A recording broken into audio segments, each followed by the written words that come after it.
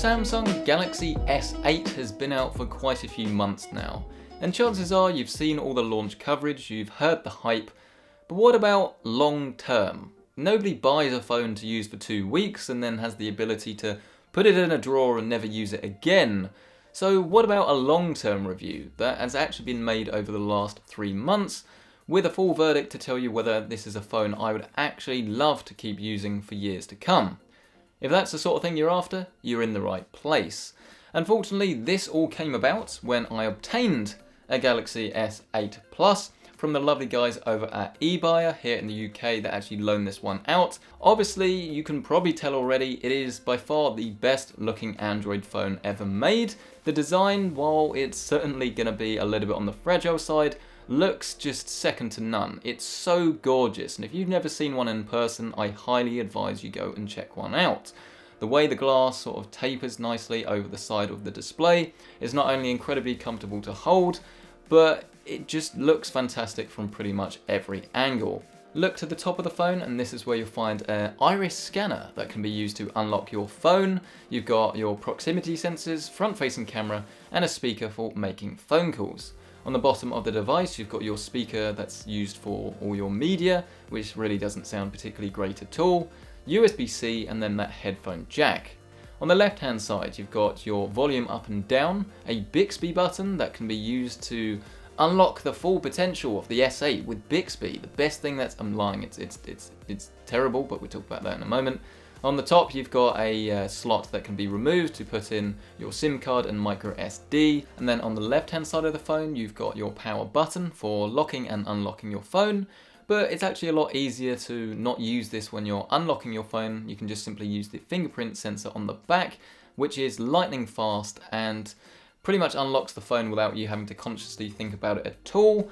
Once you get used to that placement, which I'll admit isn't great, but I actually don't mind it as much as a lot of other people. While you do occasionally touch the camera and sort of muck up the lens, the placement, once you're used to it, is actually quite natural, and I'll hold my hands up and say that I do quite like it. Please, please don't hate on me.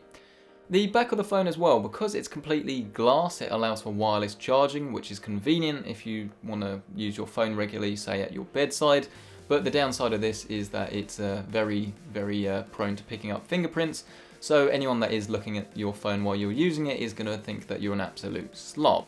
So that's pretty much everything you need to know about the design of the phone, other than the fact that the screen itself is pretty much exemplary. It's absolutely fantastic.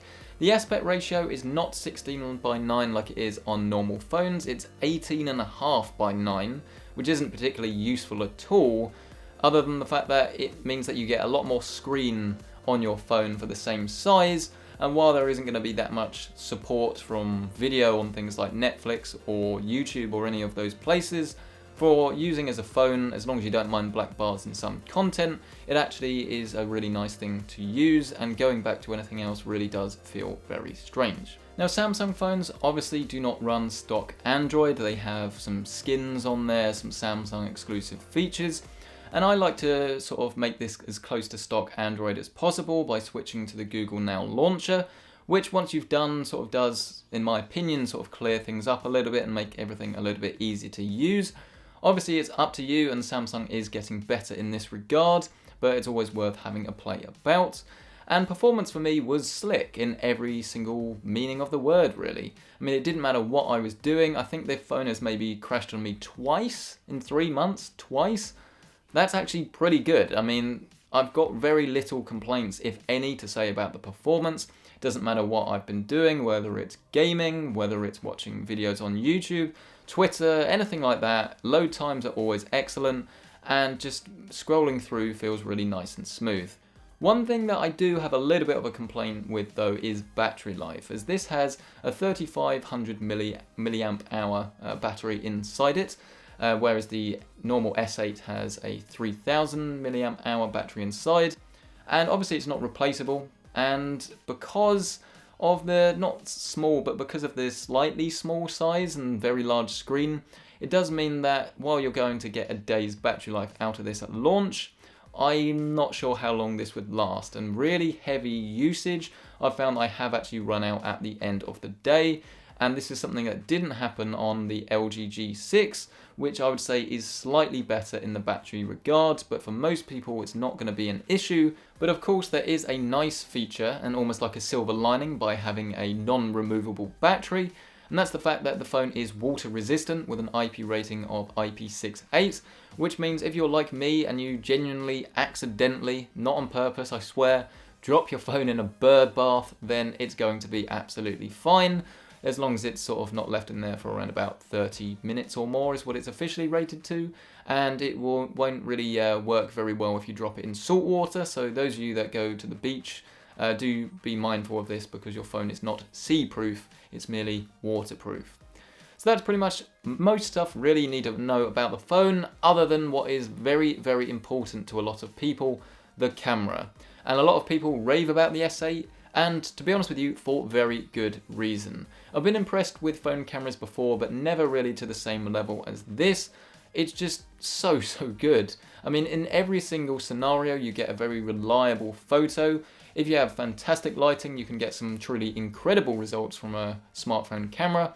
And even with a selfie camera in low light, you can still get something that's definitely more than presentable and that you can be proud to stick on your Instagram. Aaron, Mr. Who's the Boss, definitely sort of knows what I'm talking about there. And if you do want to sort of do some video recordings on this, you can actually, again, get some very good results, as I've used this generally on sort of press shoots for footage without needing to take a very big and bulky camera, and the footage doesn't look too bad at all.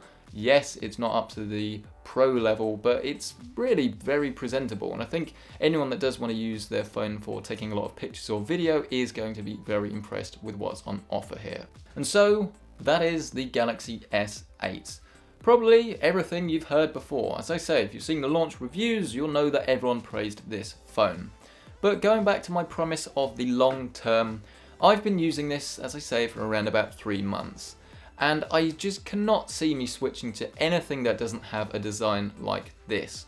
Forget about everything else for a second. I think that this is a complete game changer, and I know Samsung's adverts of kicking sort of, the bezels of your phone away in a very spectacular fashion makes for great marketing, but this isn't an RGB headset. This truly is the step forward that we need for smartphones, and as someone that had got a little bit bored with how stale phones were getting, this is simply the real deal, and I truly think it deserves all the praise and 5-star reviews it's been getting, because I can't see me using anything else, at least until the Pixel 2 comes out, but we have to wait and see how good that one is.